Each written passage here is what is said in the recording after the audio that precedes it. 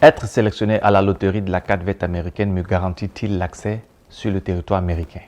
Réponse dans cette courte vidéo.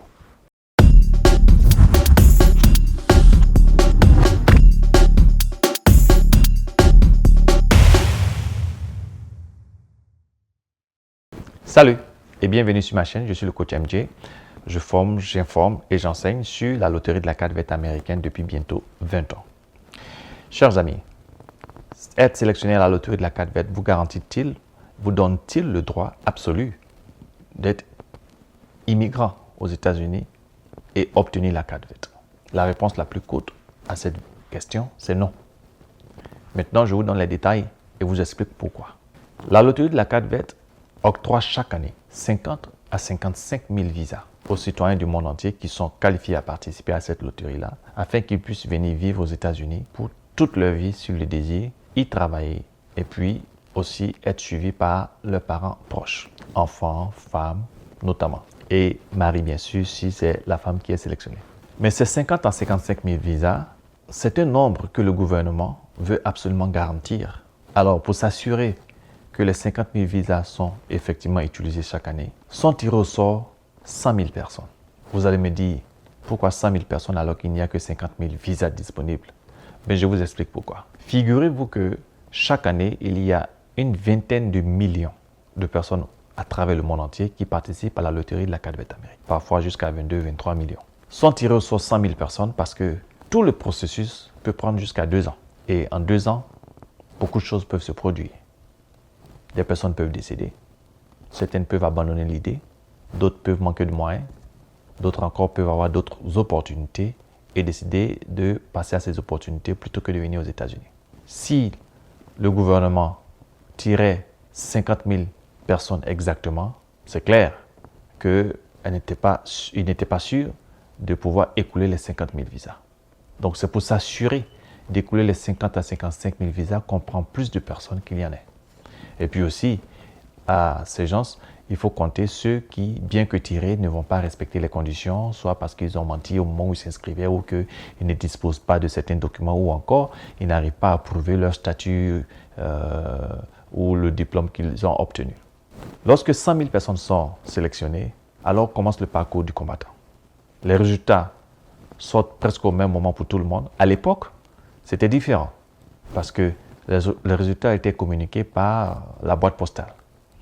Alors, monsieur Mouton pourrait recevoir son courrier le 1er juin chez lui, par exemple, alors que monsieur Chèvre recevrait son courrier chez lui le 17 juillet, soit parce que la poste était un peu trop lente. Donc, il y avait une sorte de déséquilibre. Désormais, les annonces se font directement sur le site internet.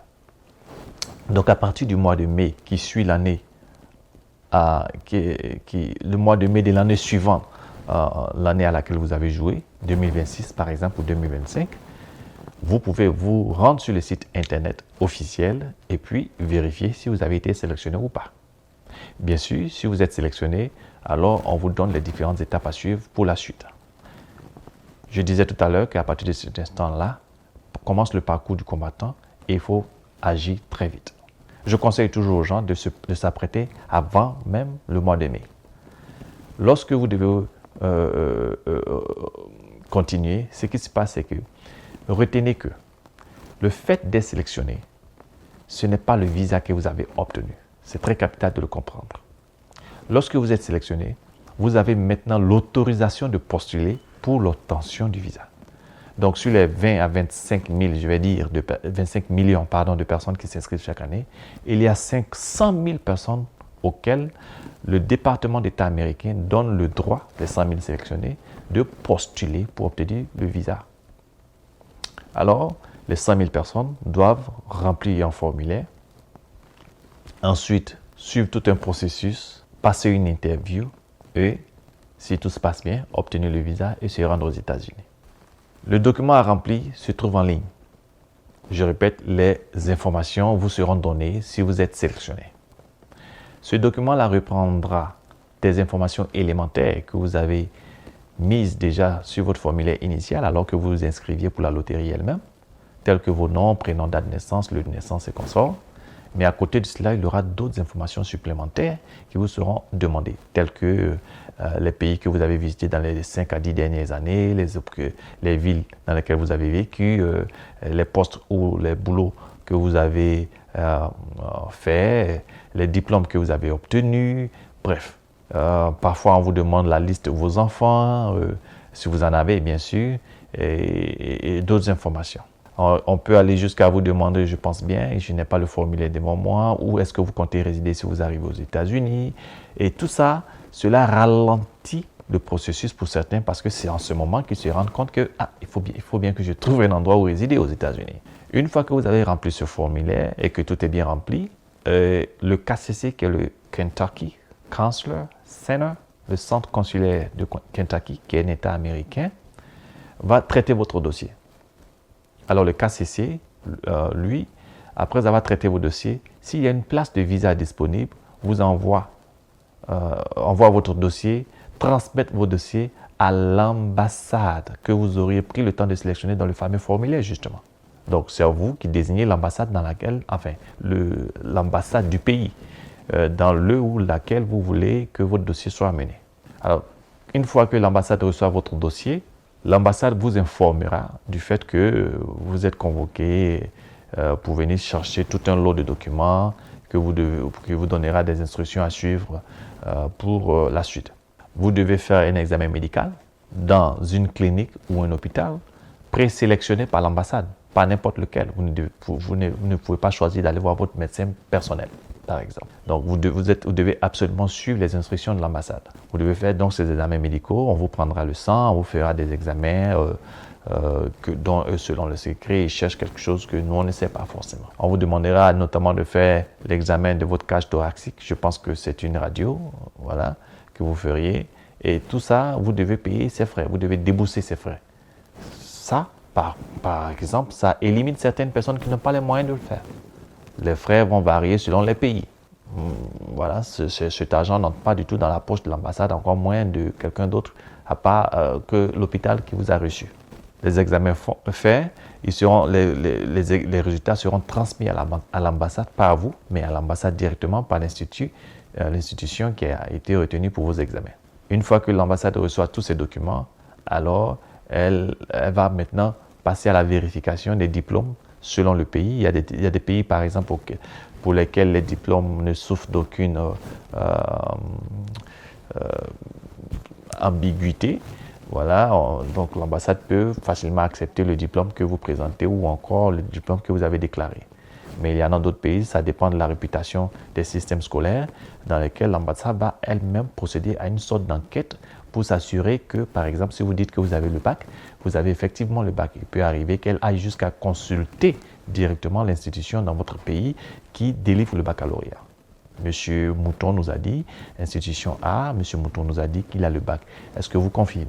Et quand toutes ces vérifications sont faites et que vous passez tous ces critères, alors seulement là, s'il y a un visa de disponible, je dis s'il y a un visa parce qu'on ne vous appelle pas s'il n'y a pas de visa qui soit disponible. Souvenez-vous, vous avez été 100 000 personnes sélectionnées, il y a 50 à 55 000 visas disponibles. Donc l'ambassade, s'il y a un visa disponible, vous envoie le courrier ou vous appelle ou vous envoie un SMS, selon, ça dépend des pays, pour vous informer que vous êtes convoqué à l'ambassade tel jour, à telle heure pour votre interview.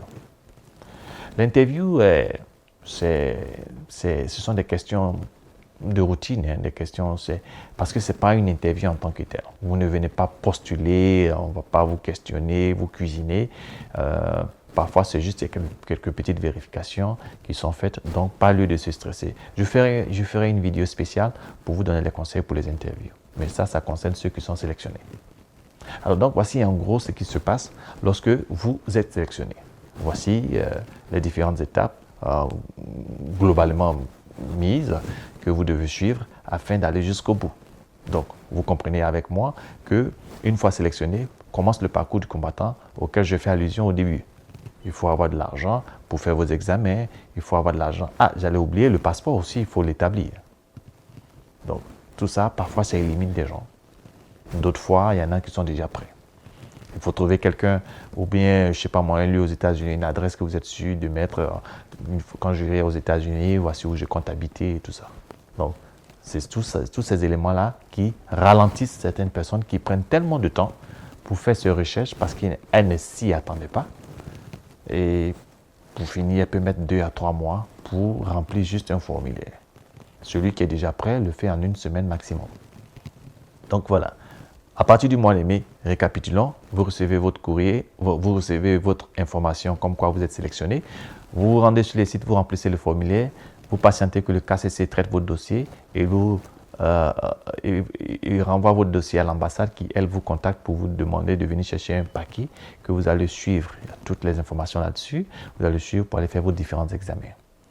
Après avoir fait les examens, vous reviendrez à l'ambassade pour votre interview. Et si tout se passe bien, on vous délivre le visa avec la petite étiquette du visa là dans votre passeport. Si vous êtes marié, votre femme également obtiendra le visa. Si vous avez des enfants de moins de 21 ans, vos enfants aussi recevront le visa.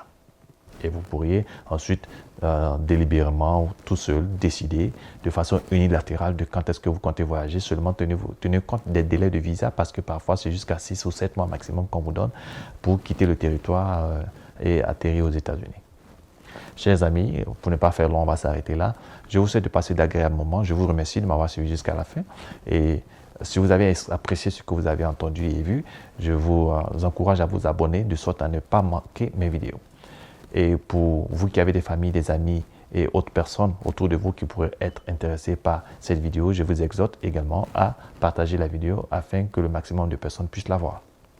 Portez-vous bien et à bientôt sur la chaîne.